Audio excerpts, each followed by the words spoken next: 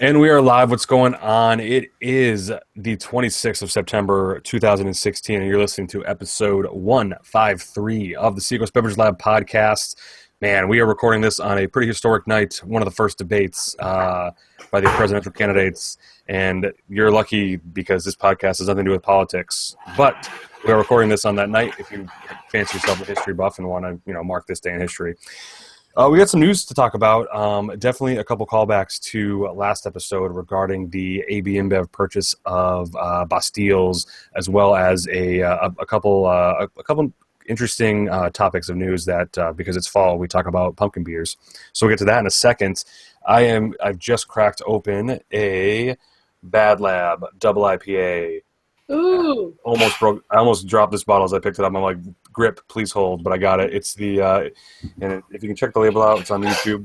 IP2. Yeah, double IPA. They're not lying. And my favorite thing they do, and I will now measure all beers by this scale. And if you don't have this scale, then I won't have your beer.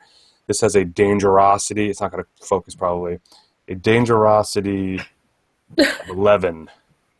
Not coming in focus, but 11. Is that the scale? Yeah, it says Dangerosity 11. It says it's demented. You've been warned. And what's the high? I think this might be the highest of Dangerosity because they have 4 beers. They have a session, a pale, an IPA, and a double IPA. And I believe the Dangerosity scale on the pale ale was 9, maybe. So it's pretty dangerous, if you ask me. Still dangerous. Yeah. It's pretty dangerous. But yeah, shout outs to them on. I was talking with Ben, and he might join us shortly. But I was very impressed by the launch of Bad Lab. I'll hop right into this real quick, and then I'll pass it off to you guys. But I went to their opening a couple days after they opened, and then the next day they were in bottle shops. They were already in draft lines across the way. So big fan of how they started out the distribution with brewery opening. Beer's already out where you can get it. You can get bottles at places. So they did a lot of legwork to make that happen. I know a lot of breweries handle it in like stages where Bad Lab just seemed to be everywhere at the same time, which I appreciated. And now the brewery tasting room is open, not fully furnished or anything. It has a bar that you can sit, but you can get bottles, you can get growlers, and tasters there. But soon enough, they'll have tables, maybe some food down the line is the rumor. But it's super. I was very impressed to see them there. Everyone's talking about Chuck. No one knows who he is. This mysterious brewer that I keep talking about, and they keep hinting at. So it's very interesting that everyone's like, who's the brewer back there? But no one knows his name. Just Chuck. It's a mystery. Great beer though. I had all of them. I think my favorite is their pale ale. But obviously they're doing big things with their IPAs and the double IPA. So Somersworth is getting a sweet facelift. Their Walmart was the scariest thing. Now you have a new scary thing. It's called Bad Lab. It's in the area. Carla knows what I'm talking about, the Somersworth Walmart. Oh, yeah. I used to know its layout by heart, and then when I was at UNH, and then I went to all other Walmarts, and I got confused because it's not the same. It's like totally backwards. Jesus. Yeah, so great beer. I'm happy to see them open, and I'll talk about another couple breweries I've been to later, but I'll pass it off to you, Carla. Welcome back. Hello, welcome. I am glad to be back. I had a really fun weekend, and we'll talk about that in a little bit. I am actually drinking a Creekside Session IPA from 42 North Brewing Company, which is out of just north of Buffalo, New York. So that's nice. A foreshadowing as to what we'll talk about later with my little trip over the weekend. But it is a session beer that is brewed with Sriracha Ace hops. So it reminds me of that Brooklyn Sriracha Ace beer, but it's in that kind of session beer format. It is so good. Nice. So good. You got to check those guys out. It does not distribute very far outside of the county, those 2 counties right there in Buffalo. But man, if you're there, go try it. 42. And kudos to you for drinking out of the Dogfish Spiegelau. I found it. Yeah. Played. Dogfish Spiegelau 5 times fast. Yeah. Shano, what's up, my man? Hey, how's it going? Sean from twobeerguys.com. If you can see that, I'm currently drinking a Riverwalk IPA. Oh yeah. It's pretty delicious, nice and out hoppy. Of the can, nice. Out of the can, made in Newburyport, Mass. Did they just release 16-ounce cans this weekend? They've done 2 things. One, they had the first. Well, I don't know if it was the first one, but the first one I got was their Blackberry Porter That was in a Ooh. 16-ounce 4-pack. But they Nice. just did a like a wet hop local ingredients beer that came out this past weekend. Yeah. Cool. Yeah, I saw that, and I was like, my wife was down in Newburyport, but I forgot to tell her because that sounds like a good beer. I mean, all their beers are awesome, but it'd be nice to get a 4-pack of that fresh hop. Sounds all right. And speaking of fresh hop, I know Portsmouth Brewery's coming out with their hop harvest, within days. Usually it's out by now, but I guess Strawberry Bank.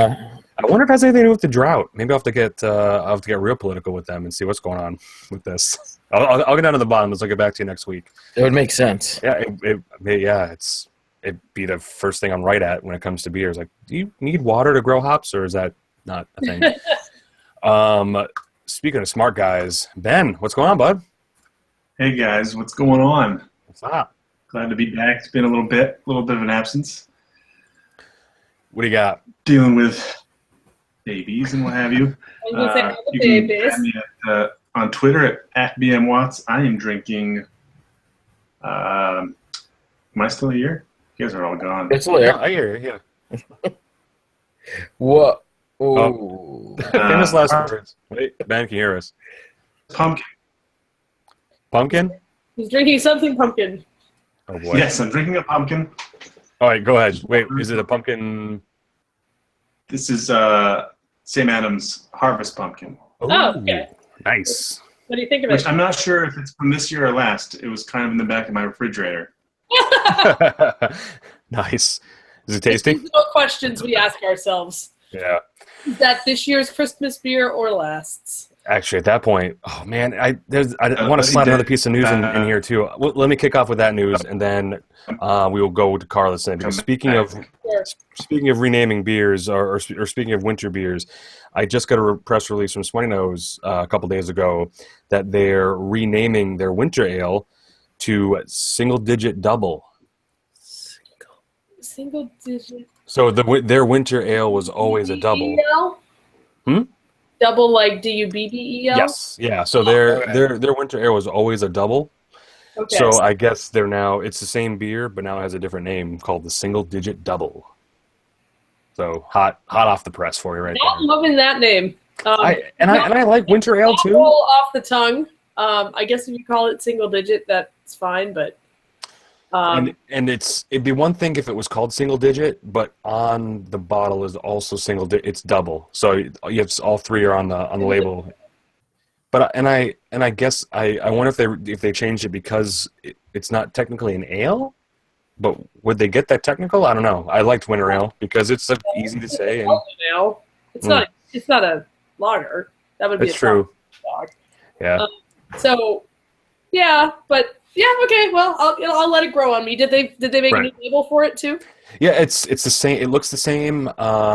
It has the same lady, but it's kind of a more zoomed out. I believe it's in like a different setting, but it looks very familiar. Like I saw, like, oh, it's the winter ale, but they zoomed it out to make the words single digit double in there. Cool. And along with that news, they are also discontinuing the production of Big A IPA. Oh, that's too bad. Yep. So I mean, say that other part again. They're discontinuing the production of Big A IPA. Ooh. Yes. Do you want me to say one more time? No. But yeah, so it was a pretty. I read the Big A part first, and I said, "Whoa!" I wonder what's going on with that. And then only today, when I reread the email, I'm like, "Oh, they're also renaming Winter Ale." So there's a lot of changes going on at Somebody Knows. Not, I would say for the worst because I really like Big A. But as I told a Somebody Knows guy, I was like, I'm looking forward to see what you try to replace it with, because Big A was a good beer that kind of came in and out of production as it saw fit. So yeah, that's all I have for this one. They had already made a transition with Big A, though. It had gone from the 22-ounce bottles and then to the 12-ounce 4-packs. Yeah, I'm pretty sure we covered it too when it came to 12 ounce. We were freaking out because it's like finally accessible. It's not a bomber of a double IPA. But that's it for the Smutty Nose Minute. What I want to get into is Carla's big trip, because Buffalo, you think, Buffalo Wings, Buffalo Bills, but maybe Buffalo not. Wild Wings? No, are they from Buffalo though? That's why I not. I know, that's why I didn't say it. So funny story about Buffalo Wild Wings. Apparently there was one there that opened up and they just nobody went, so it closed. Kind of like there was a Red Lobster in Maine once. Yeah. And it didn't make it. You're like, it's Maine. No, it's not. Sorry. So I spent the weekend, long weekend actually, visiting and touring all of the beer things in Buffalo, New York, courtesy of Visit Buffalo Niagara. So I was basically brought around to all of Buffalo's awesome brewery spots. Did have a chance to get some good wings, and really got to know that city a little bit. And I gotta say, we really should push to have the Beer Bloggers Conference there next. Ooh. They have some cool stuff going on there. So the city of Buffalo itself, like many upstate New York cities, kind of had this period of time in which it was kind of economically depressed. Kind of people had this kind of attitude that the city, its best years were behind it and everything was kind of falling apart. And recently there's been a renaissance. They're actually calling it like the resurgence. And beer is actually leading that. Yes, it was courtesy of Visit Buffalo Niagara. I did mention that, Sean.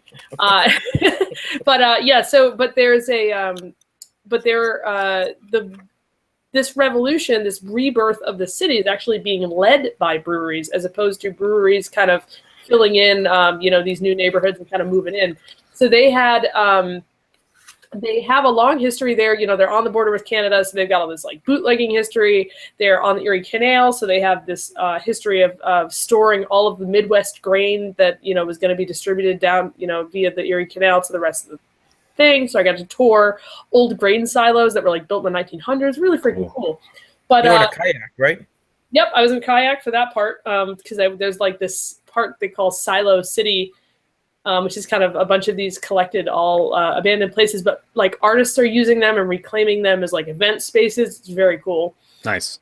But quick rundown, I got to go to, I believe, 9 different breweries, tried beer from kind of all over. There are several breweries, that are really making it big, but they have kind of a history. So the first brewery there opened in 2000, and then there wasn't another brewery added to that until Community Beer Works came in 2011, 2012. Nice. So there's a huge period of time in which the first guys, Flying Bison, were the only one there.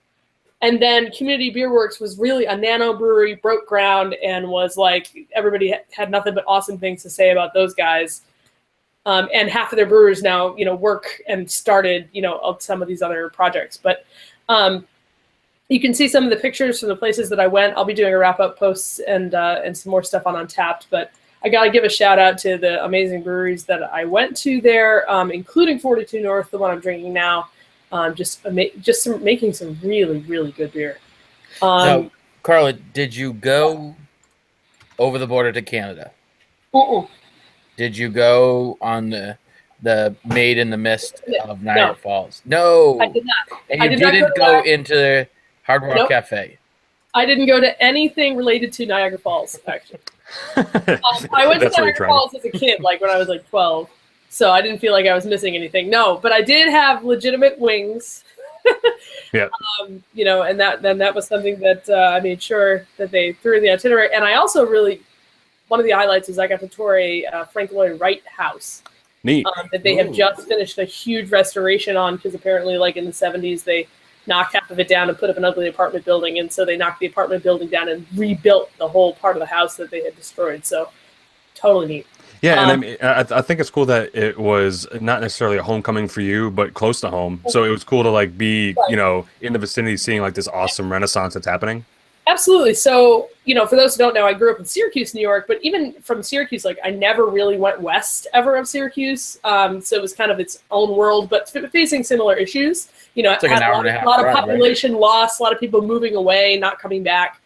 And one of the things that attracted me to this opportunity to go when I was talking to these folks at the Beer Bloggers Conference was that I don't know what's going on with upstate New York's beer scene. And, I don't know where they stand. Are they in the forefront? Are they kind of lagging behind like some other states? And I was really just impressed at kind of the maturity and the direction that they were going in. And they have a guy there who coined the term brewery-oriented development in urban renewal. So essentially, the brewery's first kind of mentality where a brewery comes in and then sets in motion all of the changes that then happen in these previously abandoned neighborhoods or heavily industrial neighborhoods. It's really cool stuff. So they must not have any pushback from the city to be able to get anything. No, any of their permits or anything. So. I mean, the only thing they have is the typical pushback. There's a couple of big developers just in the city in general that are always duking it out between each other. But they're also undergoing an actual concerted effort to redo some zoning laws to make it more friendly for everybody.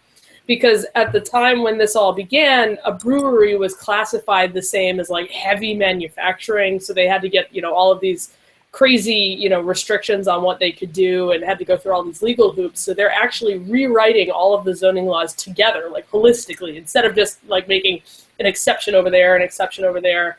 They're really in the middle of an effort to kind of just rewrite the books and make it more fair and normal and, kind of a lot easier. And it's something that I wish they would do with the alcohol laws in Maine, but that's another story. Because everything gets changed one thing at a time, right? Like, okay, that law's stupid, let's fix that. That law's stupid, let's fix that. But it's really rare that a place will go and like look at the whole thing and go, does this even make any sense anymore?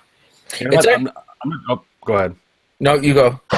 Okay. Well, I was gonna say because I'm not too familiar with New York beer laws, but as far as taproom laws go, were there anything surprising to you that was new to just the area? I mean, obviously it's all New York is obviously has the same laws, but did Buffalo have anything interesting? I know you had a crash course there, but was it? They do allow non-branded growlers, so basically you can have things like those hydro flasks and whatever. Bring them wherever we need that law.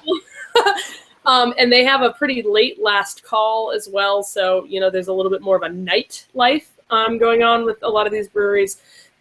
It seemed to me like it was very easy to just from first blush, there were a lot of brew pubs and there were a lot of beer establishments that had their own food. So I'm thinking that is probably pretty legally easy to do as well. Not as many hoops maybe as we go through down here. But essentially, once they got, some first steps towards those, building a tasting rooms, and kind of declassifying some of those things as heavy industrial areas, I think that opened the floodgates. But I didn't get the impression that they were fighting all the time. You know what I mean? Like, there are some states where it's like, hey, I want to be open in this neighborhood. And they're like, well, no, because if you have snacks, then you're, there's a lot of baloney sometimes, and I just feel like there hasn't been a lot of fighting there because the cities at least recognize that there's potential for this to be a good thing. Yeah. I don't know. Cool. Brian, the funny thing I was going to ask was wrong. It was funny because it was in the same avenue of what you were saying there with laws and whatnot. When you look at New Hampshire or even any of the New England states, relatively across the state, it's pretty similar.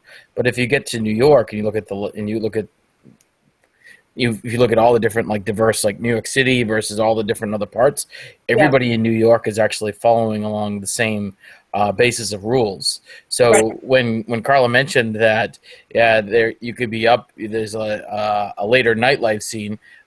You get that as a result of the New York City laws and things like that. Right. But there could be all these other strict restrictions because the city can always be stricter, right? Right. Yep.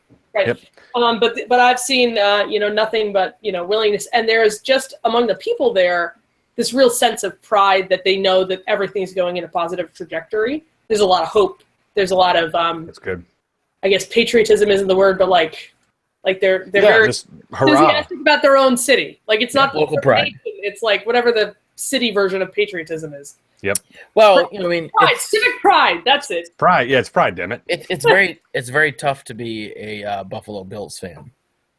How dare they won the day that I was there, and everybody. Yeah, but they've gone to the dance. B. Carter a couple times in the '90s. Yeah, I remember as a kid actually. Brandon Carter, shout out. Long life. I see his pictures of Michelob Ultra and the Bills game every weekend. Yeah, you have to be really optimistic. And just believe that someday it will happen. Yep. I heard about an interesting law that I hadn't heard of before. This is in Vermont. I've talked about Three Penny Taproom before, and then one of the owners just launched. This was their opening weekend of his brewery called Good Measure Brewing Company, and everybody's asking, "Are you going to carry this at Three Penny Taproom?" And I guess the law states that if you own a brewery and you own a pub or restaurant, you can't sell your beer at your restaurant. Like it's crazy. There's like a specific law for that. You have to be a brew pub if you do that. And then there's the opposite, which is if you're a brew pub, then there's, I mean, in Maine, there's something weird about, like, if you're a brew pub, then you can't have you can only have so many other guest taps on. So they really want there to be a line between brew pub and bar. Right. I wonder if it's one of those things of like that you would have to sell it to yourself. Right. Oh, exactly, yeah, right. that'd be That's the problem. Yeah. Well, that's cool. I mean, any final words? Like, obviously, you're the moral of the story is get the hell up to Buffalo now and drink all the beers because it's good. So Buffalo is not a place that if you had asked me before this trip that I would say, oh yeah, top, on my list of where should I go for beer cities. And I got to tell you, the quality of the beer there alone is worth the trip. They're all in these cool little neighborhoods. It's just as cool as any other beer city. So put it on your list, check into it, and I hope you guys can go out and visit sometime because it is really a really good scene. And I'm not just saying that because they sent me there. I was impressed. Yeah, and that's good to hear because I mean, and I hope your story. This is going to sound like a weird Facebook post, like your story, but I hope your story inspires other people to go like look in not the Bostons or the Portlands. No offense to Maine or Mass. No expectations, like right. So just explore, go, and like you might not think your town next door might not have a brewery, but if it does, go check it out because these stories are happening all over the place. Where like Western Massachusetts is having their own crazy thing going on, and now Buffalo. It's so there's probably spots all over the country that's having the same thing. So get out there, Carly. If you for the things that you did on this trip and the fact that you've been to all of the Beer Bloggers Conference, what things, if it was in Buffalo, would you A, need a pre-excursion, B, what time of the year would it be best to go? Winter. And C, what things of what you did should be included into that trip? Chicken wings. I think definitely up there on my list, even though it's only kind of tangentially beer related, this area of Silo City where they have these huge mill silos and this history of Prohibition and this history of the Erie Canal, they have really neat like impromptu event spaces and pop-ups that they do there. They're opening a bar in that area. So there should definitely be some kind of beer dinner or something going on in that, because that's just a totally unique environment. They've also taken one of these that they've just half demolished, made it into like a riverfront area where they've got like TVs and ice hockey rink and whatever. But they have a beer garden that's outside and it's like among these concrete ruins. So it's like the coolest, different environment to drink beer in that I've seen in a while. And they're actually going to be putting a brewery inside one of these silos. So and it's not quite open yet, but it should be there by the time it's there. So that would be really quite neat. Nice. And then I would say also that just there's a lot of people capacity. So Big Ditch Brewing Company has plenty of tables, big space. Like it could easily. That was the one with the tap handles and the shovels. Yeah, the one with the shovels, because it's all about the Erie Canal and the dream of having this canal that. And they called it the Big Ditch because, they thought it was crazy until it actually became a thing. Definitely should, there is a lot more venue space than some of the other little cities we've seen that have, it's a tiny little bar that, 12 of us can fit in comfortably. There's some, but those spaces are not necessarily the spaces that have bad beer. They have great beer. Right. So, I would say right now, this time of year, that early fall, it was beautiful there. I mean, you get early fall, because then you get dangerous territory where October could bring like 30 inches. And they get wet. I mean, from growing up, kind of in the area, their falls tend to be very wet towards the end of fall. So early fall, even maybe late summer. Yeah. For me, the kayak tour was really fun, but I'm not sure, a huge group of beer bloggers would want to be in on the kayak tour, but there's just enough places in this city that are beer focused. Yeah. That would totally be, I think, worth it for the beer bloggers. Maybe you just brought it up. Maybe that part of it should have optional excursions that you sign up for. Which ones you want to do? Well, that'd be great because there's all kinds of tours. And then you can Yeah. But it's not the post or the pre. It's during it and saying, okay. Good afternoon. Take a historical tour. Here are your 5 choices or whatever. That'd be kind of fun. Of what you want to do. Yeah. Are you? Where else can we find? Are you doing a write up, or just go back to your Instagrams? Like, how can we send people your way to? For a quick bam of where I went, check the Instagram. I am going to be doing a write up probably in the next week with more photos and whatnot. I was just so caught up in everything I was doing, I couldn't even tweet fast enough. But I did untap everything that I had as far as beer goes. So if you guys are curious as to what beers that I've had, you can check my Untapped out as well. But yeah, I will be. I'll be doing a write up or two. Kind of about the excursion, about Buffalo as a whole. Awesome. Coming up. So I'll send you all the link when I do that. Sweet. Was there anyone else there with you? No, except that I was guided by either local beer people or Visit Buffalo Niagara folks, or just interesting people. So I kind of got passed between people, but I was the guest at the time. They do this. They do this for varying people in different industries, but I think they're really excited to see some beer folk come through because they have really been working on this and been very proud of it. But no, it was just me and a whole bunch of really cool folks showing me their favorite places. So I liked it. Sweet baby Rays. Well, for more info, follow. Make sure you keep an eye on Carla's blog, and go back on those Instagrams. We had a couple quick news things to get to. I wanted to make a call back to the last show because we were talking about Bastiles being bought by AB InBev, and as we know, Bastiles was the Tripel Carmelites and the Quack beers that we all know and love. The only update that we have right now is a quote from the importer, the distributor from Artisanal Imports. Yeah, the Artisanal Imports. They had someone reach out to them, and they had basically had some quick words about it, which kind of gives us a little insight as to when the deal is going down. The CEO of the Artisanal Imports said the good news is that Mr. Bastiles has told us that it's business as usual through the end of 2017.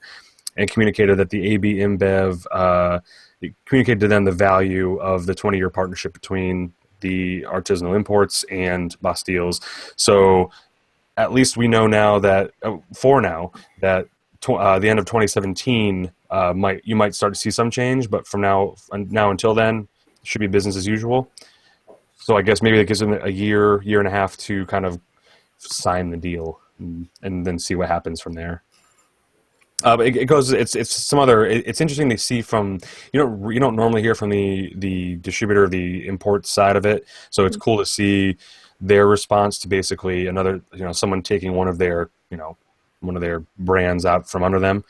But in this case, it seems with a 20-year relationship, they're taking it. All sides are taking it kindly for now. It is business at the end of the day. I don't know if you guys had any more things to add to this. But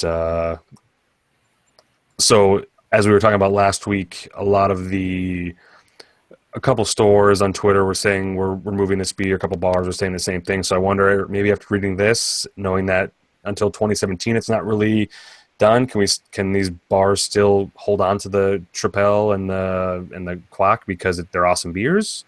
Yeah, it's kind of weird to just pull active product as opposed to just not ordering. Dump it. You know what I mean?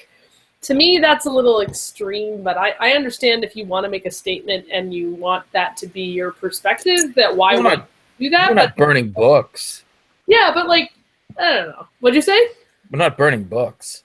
No, I know. No, but you're also dumping the beer out in the street. They're probably dumping the beer out in the street if they take the active tap off the thing. My only thing was saying was, do you think some of these venues are now saying, oh well, I don't know if they're reading as much into this as we are because they do their own thing and we're a podcast, but are they reading this and saying maybe we should just hang on to it until 2017? It's probably pretty expensive beer if you ask me. I'm not. Yeah, my beer store still has it, so I'm. Yep. Is that 7-Eleven? No, I'm kidding. No. Actually, you want to know what? Our 7-Eleven Kittery will probably absolutely have this. Yeah, that is a beer undiscovered jewels. If you don't know about that, the 7-Eleven down. So hey, I put the link in the show notes to that. We'll update you as the years go by with this damn story. And you know what? By then there'll probably be tons of other acquisitions by then, because that's where we're going, and everyone should just be fine and drink the beer that you love. Well, Brian, on the same topic, what we got, Sean? Let's go. Did you see the same article that was not article, the same topic that came out from Jacob McKean from the craftbeer.com email that came out this week? It was titled "What Selling Out is Actually About," and it kind of goes into this. It doesn't actually talk about artisan or whatnot, but it kind of talks about what people are now, whether or not they're feeling that selling out is okay or not okay, and kind of just has an argument against some people who are kind of diffusing that, it's still good or whatnot. So if you haven't read that, I will read that, it's because pretty interesting. I'll definitely read that, because I thought we had, and if I do say so myself, I thought our conversation about it last episode was really good. Because at least I'm starting to doubt that it's a super, super bad thing. And I don't know what all the hubbub is about, because this is one of those brands that's been around for 20 years. It's finally, quote unquote, as the kids say, selling out. But I say as signing some agreement. But if for some reason you're listening to this episode before we've even talked about this, go back and check that out. But then Sean will put that article in the show notes. Going from rags to riches, we're talking about the Mass Brewers Guild. And God, check out the link. No offense to Rob Burns from Night Shift, but that is an intimidation stare that he has in that link on the show notes. The Night Shift founder, who we've had on the show, years ago, the Night Shift founder is the new president of the Massachusetts Brewers Guild, and it's a nice article on it's Boston. Is it Bostino? How do you say it? Damn it, Bostino. Anyway, there's a link there, and he. Not that he had planned on being the president, but there was talks of him making at least proposing a lot of changes to the guild, and bringing a lot of ideas to the meetings, as it were. And it seems that he is the man for the job. So they just had a big $3 million loan that they added a new addition, or a new annex to their brewery, some more fermenters and such. So they're kind of the talk of Massachusetts at the moment. So it's a good fit. I don't know if you guys read into this. I looked at it a little bit, but I didn't see this photo until now, and it definitely looks like he just saw a ghost. Right. So he's like, who's taking a picture of me? But yeah, it's who he's taking a replacement of, right? So the former president had been president for quite some time, who was the owner of Ipswich Brewing. Rob Martin was the president. So if you scroll down a little bit, you'll see him in a picture with a guy that has the Ipswich logo on his shirt, wearing an orange shirt. So it's kind of passing the baton from the old guard to the new guard. That's cool, and it's nice. It's nice to see that, because God, how they're only 4 years old. How old is Night Shift? I almost wanted to say 3. 7. 7 years old. Yeah, Night Shift has been around a while now. Yeah, I guess they've been around a long. Beer Burgers conference we had in Boston, so that was your couple. I was going to say, because we had them on the first year of the show, so that's at least 4 years. Well, that's at least 4 years. So interesting. Yeah, cool. So yeah, check that out. It's big doings up here in New England. That it's just one of the younger breweries that are now stepping up to the plate to bring some good ideas. Not that the Brewers don't have good ideas. I'll dig a hole later for that. Great ideas in Massachusetts, right, Sean? Wonderful ideas. Yeah, they started in 2012. 2012. All right. So when our podcast started, it was like, maybe we should start a brewery. That was exactly what they were thinking. Yeah. So we'll take that credit. The last big news story I want to talk about, there's really not much more to say, but I thought it was a good, interesting take on this, is the seasonal creep has kind of crept back. In that we're not seeing pumpkin beers as early as we have been before. Usually, I believe it was last year, it was out in July, maybe June. But oddly enough, the cause of all that problem, Shipyard, has decided to pull back. And I thought it was a pretty good article, because it usually it's like other brewers kind of yelling at the other brewers, hey, calm down with the seasonal creep. But the the founder of Shipyard is basically saying enough is enough, and we're trying to stop the out of season push. So Carla, well done up there. Yeah. Making big changes. Well, I mean, I feel a little conflicted on this because they're listening, but B, took them long enough to listen. Right. Yeah. But the thing is that they have some stats in there about how much their sales of that and their production of that are down. And I'm surprised that they, because they were saying that it's for Shipyard anyway. He said that it was 40% of their revenue is essentially is Pumpkinhead, which is insane. I've never seen that stat before this article.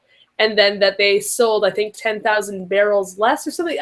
I'm doing this from memory. I don't have the thing open right now, but I was totally shocked by the fact that they went down quite a bit, and I think they're actually the victim too of a lot of copycat kind of mediocre pumpkin beer. Nobody wanted to even go back to the original kind of pseudo original New England pumpkin beer. But I do applaud their decision to actually listen to the market, but it took them until it really hurt their wallet quite a bit to really get around to listening to that feedback. Right. But what they did say in that article that I thought was interesting is they're going to basically brew smaller batches, and then if they run out, they're just going to brew another batch. Like they're going to do it incrementally rather than just artificially saying, "Oh, we're making less." They're starting to make less. They'll make a little, like they're going to do it more in a, I guess, stepwise, whatever manner. But there have been, have you heard the radio ads about how, oh yeah, this is perfect for Thanksgiving and Christmas? Oh, interesting. Christmas even. All right. It's going to stick around a while. People to consider it a Thanksgiving and a Christmas beer as well. So, so they're also. That's go good with pie. It does. I mean, I'm not gonna lie. With pie, I used to lament that it wasn't around during Thanksgiving. Like by then, it was usually gone. Because it is a good beer for Thanksgiving. I don't disagree with that. And any pie related holidays, which I guess would include Christmas for some people. Yeah. But it's at least maybe maybe I've been arguing this year has been we went over peak pumpkin IP, peak pumpkin everything. Yes. Right. Like we got sick of it. We got absolutely saturated last year. Oreos and granola bars and like anything that could possibly have pumpkin flavor in it would just be enough. Just thrown at us last year. So I think this year we all went into like, okay, calm yourself with the pumpkins. We're over the hump, but we're gonna see, I guess, who survives that. Yeah, I mean, and I was just talking about. Before the show started, or when the show started, I was talking about the winter from Smyrna. So, I mean, and I'll accept it because winter should come in, when the fall gets a little cold. But soon we'll be talking about all the winter grades coming in the fall. But yeah, I'm excited. Even though I don't drink that beer, I like the idea of keeping the beers that are in the summer, fall. And hey, if Shipyard wants to stick around till Thanksgiving, which it hasn't for some time, welcome to Thanksgiving, Shipyard or Pumpkinhead.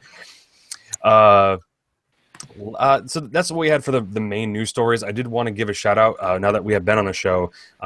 We took a quick impromptu trip up to the Biddeford area. Oh, cool! And we did the Diergo Brewery, and that was cool, right, Ben? Very cool, very cool. Wish we had more time to spend there, but they were very friendly. It's a great spot. Just another. I'm such a huge fan of these converted mill projects. But yeah, it's awesome. Great beer.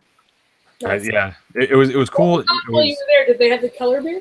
Yes. So they did the little they toasted it, but it wasn't carbonated yet, or what was it? Yeah. So essentially, the Saco lofts there, basically the apartment buildings had a grand opening, I think, on Friday of that week, and because Angus King and the mayor were going to come by, they decided to release an unfiltered version of their what's going to be that Dirigo lager, which will be the Helles. But an unfiltered Helles is essentially a Keller beer, so they kind of did a really small batch release of that. So, obviously that needs a little bit more time to get clarified and filtered and whatnot to become Dirigo lager. But I have not had that yet, so the Keller beer. So what was it? I thought it was nice, and I it's funny because I was drinking it, and I'm like, this is the beer of the summer. Then I'm like, wait, fall just started, so this is like, but as I told them, I'm like, this is if I can come here and if they can make this beer their year round, like, yes, I want this beer all the time. The carbonation wasn't anything against it at all. It didn't taste like a flat, bland anything. Like you probably would if they hadn't mentioned it, it wouldn't have jumped out at me. Yeah, nice. Yeah, it was yeah. So from we were there, and then. It's one of those things where, because we showed up and then a main brew bus full of bachelor party guys showed up. Oh, geez. And I'm like, they probably already went to Band and Horn. So we went to Band and Horn anyway and played ping pong where Ben continued to crush me.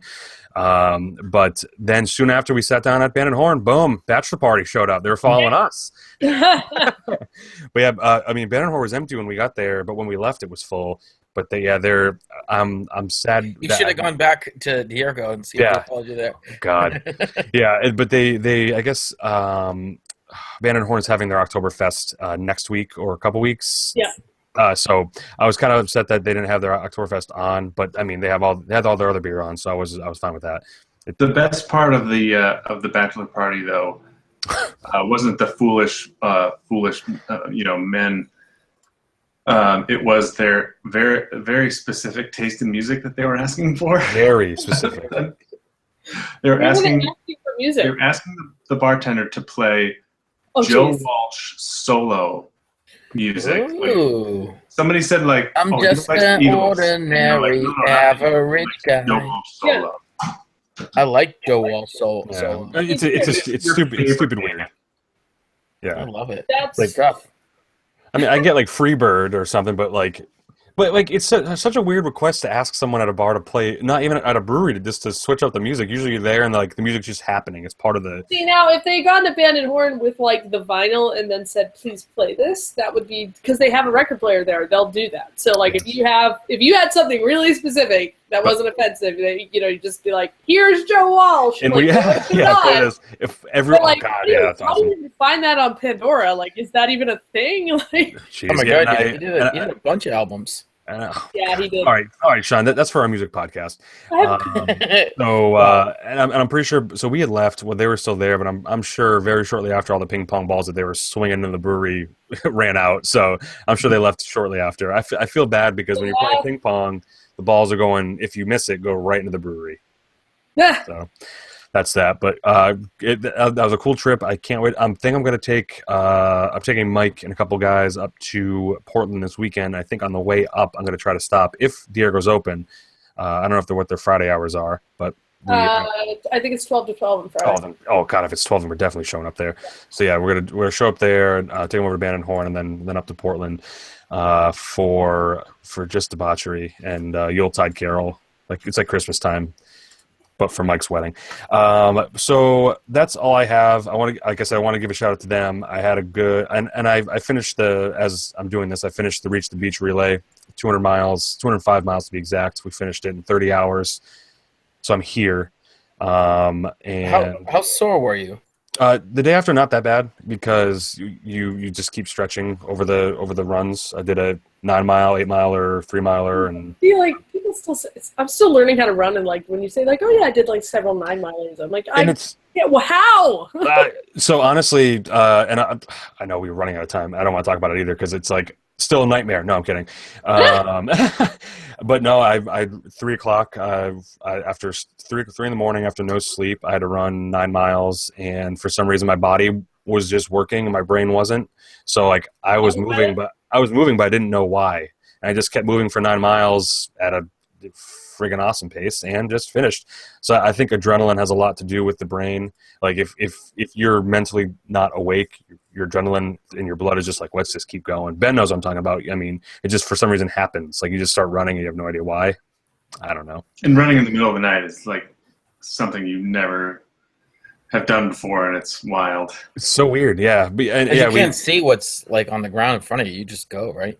Well, I mean, you have a light. I mean, you have headlights and you have other runners with you, so it's fine.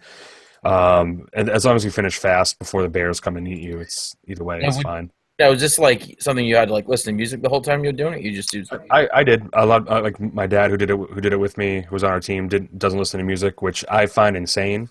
But for longer runs, I do podcasts, like spoken word things. So it's not like amping me up to run faster than I want to. So like I listen to a video game podcast because that's usually what I do when I'm not talking about beer.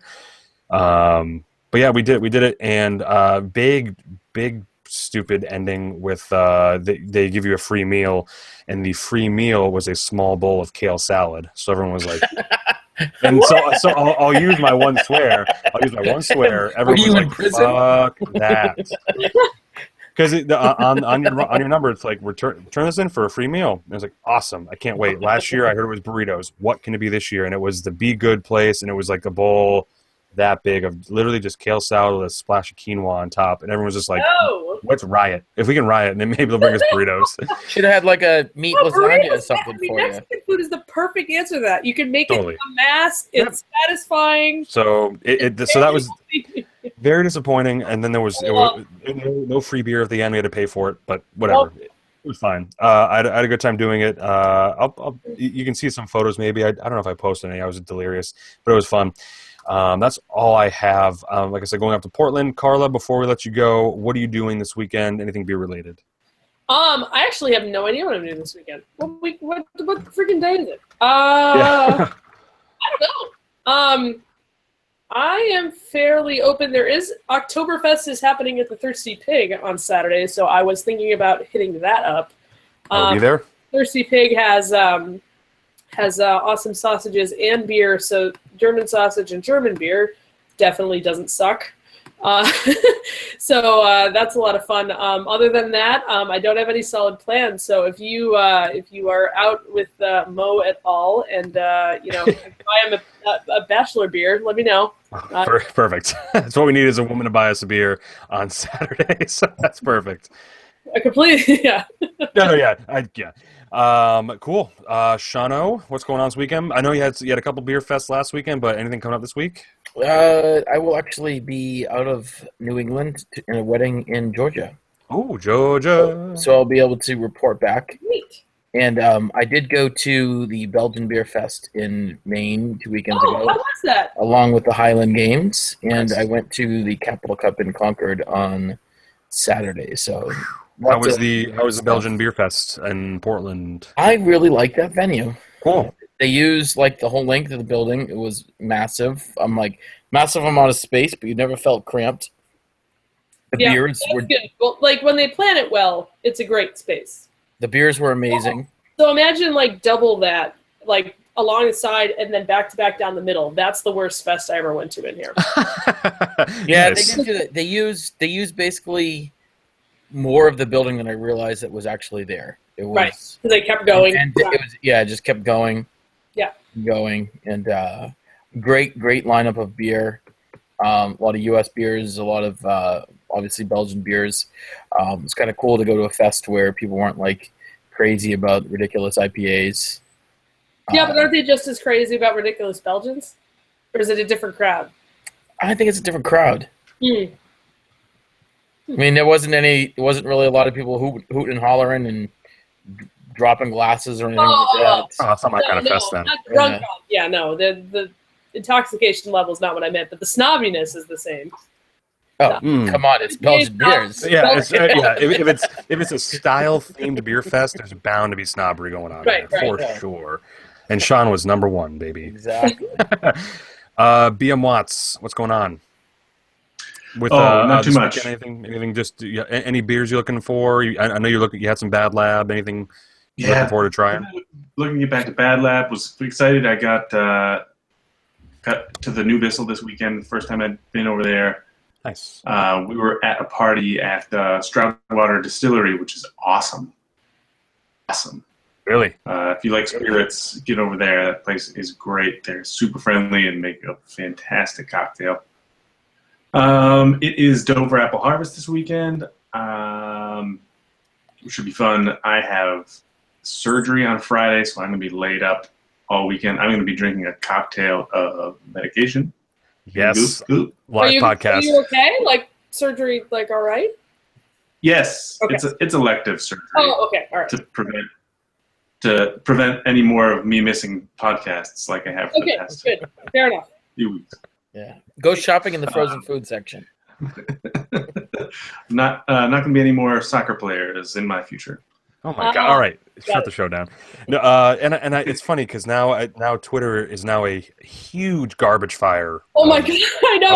I just switched over to it for like half a second. Don't. I don't even know. and no one's watching this live, so I mean, if you're listening to this at whatever day, turn off Twitter now because I'm sure it's still seeping into it. I do want to give a couple quick before we do shut down. This Saturday is Swansea Day. The brewery Cantillon releases Swansea beer and a bunch of their beers at random locations, and you can find them at Novari Res in Portland. You can find them at if you head over to Trillium in Canton, you can find it there. You can also find it in Greenfield, Massachusetts. Big shout out to Seymour in Greenfield who got the pickup this year. Very cool. The list. Oh, and Armsby Abbey, of course, in Worcester. So you can find out the list for other countries or other states on Beer Pulse, but pretty cool. It'll be big times. We also have the Exeter Powder Keg Festival coming on Saturday. If you're lucky enough, you can see my wife there because I will not be there, but she'll be there having beers and eating chili with some friends. And I'm pissed I'm missing it because it's the best combo, beer and chili. But great festival happening this Saturday. Also happening on Sunday is the Rising Tide Brewery's 6th anniversary. 6 years, Carla. What the hell? I know. It's kind of I still, every time I see they're having an anniversary, I just picture the time that I went in there in the first time, and I had already tried their beer outside of their place, but I went in and just saw the tiny little system they were on. Yeah. And it just like brings back memories, but it's like, wow, I can't believe it's been that long. They still are churning out some really great beer. Yeah, I can't wait because they have that, man. Yeah, and they have the new. Well, it's newish, new to me at least. They have the new part of the tap room that I haven't seen yet, so I can't wait to see that this weekend. The new like big section. Space. Yeah, big space. I'm excited. Yeah, so if that's gonna do it, we're gonna get off this thing. I'm gonna go watch Monday Night Raw, and these other knuckleheads are gonna go watch something else. So yeah. For Sean, Carla, Ben. Good night, and keep drinking beer, and let us know what you guys want to see on the podcast. Also, tell a friend because that's what we do here. Sean, cheers. Cheers. Night night.